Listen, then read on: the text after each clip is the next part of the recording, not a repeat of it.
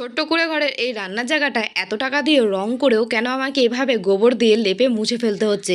কী কারণের জন্যে আমি গোবর দিয়ে লেপে ফেললাম এই রং করা জায়গাটা? চলো আজকে সেটাই তোমাদের সাথে শেয়ার করব, যাতে এরকম ভুল তোমাদের কারোর সাথে না হয়। তো ছোট্ট কুড়ে ঘরের এই জায়গাটা কিন্তু খুব সুন্দর করে গোবর আর মাটি দিয়ে ভালো করে কিন্তু লেপে এই রংটাকে আমি মুছে ফেলছিলাম।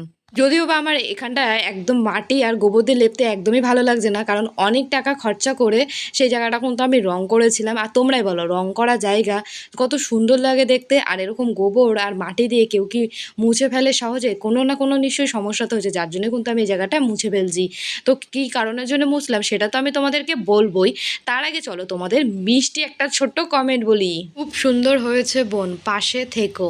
থ্যাংক ইউ দিদিভাই, আমাকে এত সুন্দর একটা কমেন্ট করার জন্য। আমার তরফ থেকে রইল তোমার জন্য অনেক অনেক ভালোবাসা। হ্যাঁ দিদিভাই, সবাইকেই সবার পাশে থাকতে হয়।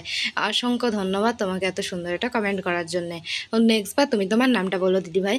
তো খুব সুন্দর করে কিন্তু গোবর দিয়ে আমি জায়গাটা মাটি দিয়ে সুন্দর করে লেপে দিয়েছি। আর লেপার পরে দেখো জায়গাটা কত সুন্দর লাগছে দেখতে। এবার কী কারণের জন্য লেপেছি বলি। তো বন্ধুরা, মাটিগুলো ফেটে গেছিলো, এখানটা কিন্তু সিমেন্ট দিয়ে আমি রং করব, সেই জন্য এটা মুছে নিলাম।